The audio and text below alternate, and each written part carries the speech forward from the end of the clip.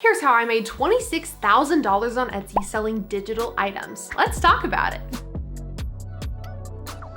Hi there, my name's Celine Noel, and it's my passion to help you become the best version of yourself inside and out and to grow your small business. Let's talk about digital items on Etsy. Holy cow, there is so much opportunity here. So much opportunity. It's not all rainbows and butterflies just because there is no such thing as a shortcut to success. You have to work for money, but there are always a few things and better options that you can do in order to make a living, especially when it comes to digital items, because you can get them completely passively.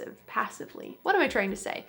Digital items are awesome because they create a source of passive income for you, meaning that every time you get an order, you don't have to actively create and ship a product, especially if you use an automation platform like Cordial. Now, I promise I'm not sponsoring Cordial yet, but I just genuinely love Cordial because it makes it so easy for people to sell on Etsy. If you sell digital or personalized products, you are going to want to check out this platform because it is so amazing. It makes selling so efficient and easy, especially when it comes to digital items, because you don't have to go through and edit all the digital items yourself, and instead you get to let Cordial do all the editing for you. But enough chit chat, let's talk about how I made $26,000 selling digital items on Etsy. Now, I'm gonna be frank and honest because business is not perfect, and there are so many videos out there that completely blow this out of proportion. Yes, I made $26,000. Is it all profit? No. Did I make it in 1 year? No. It happened accumulatively over a few years, but nonetheless, I've still sold over $26,000 of product worth on Etsy.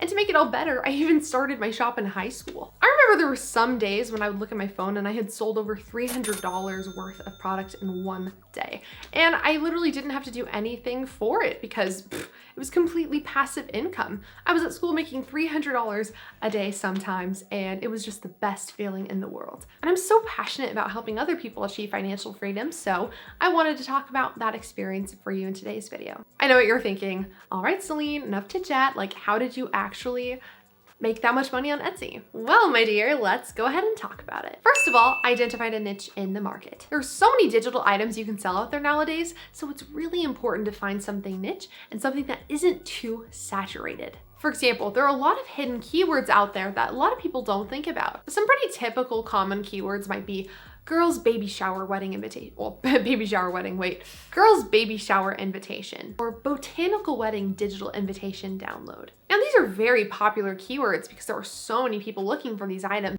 although it's very difficult to break into this market simply because there is so much out there that people can already shop from. Is it possible? Yes.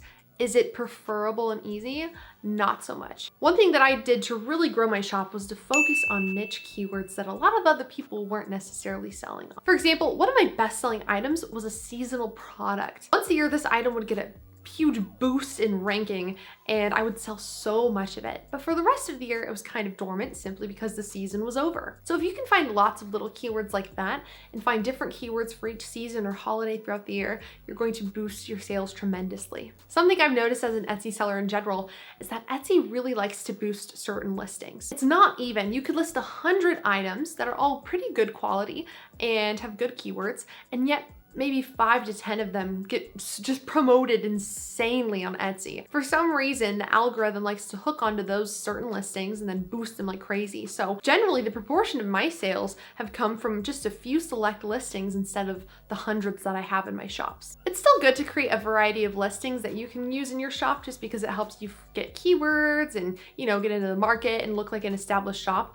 Although the majority of your sales are most likely going to be from a few select listings, and that is another great key and piece of advice. Man, I'm just giving you all my secrets. My final tip for you guys today on how I grew my shop to sell over $26,000 was my customer service. Now, as a business owner, it is your responsibility and your job to handle customer service. I know how badly those 1-star reviews hurt and everyone gets them, but I was really vigilant about giving my customers the best service possible. If someone didn't like their item or it wasn't what they expected, I gave them a full refund. It's far more worth it to your business to get a 5-star review, or better yet, no review at all, rather than a 1-star review, just to make sure that one customer is happy. Because if you get consistent amounts of 1-star reviews, you're just not going to have a great shop. Etsy really loves shops that are doing well, responding quickly to customer messages, and making those customers happy because they are the end customers. in the world of Etsy. Sometimes it's nice to think that Etsy really cares about the sellers and you because, you know, you're the ones creating all the listings and doing all the work, but that's not necessarily true. Etsy cares more about those people on Google who are shopping on Etsy because they are the ones with all the money. They are the end users and the end customers, you could say.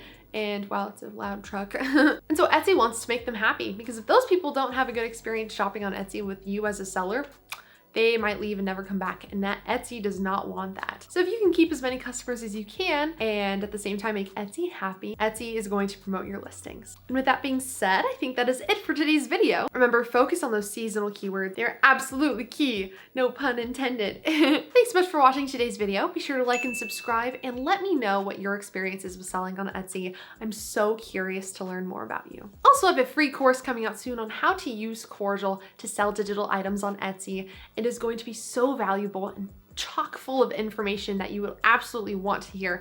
If you are an experienced digital seller or if you're just starting out, I'd highly recommend signing up for it. So be sure to click on the link in the description to sign up for the email so you can get premium access to the course when it finally launches. Thank you so much for watching, and I will see you next time. Bye.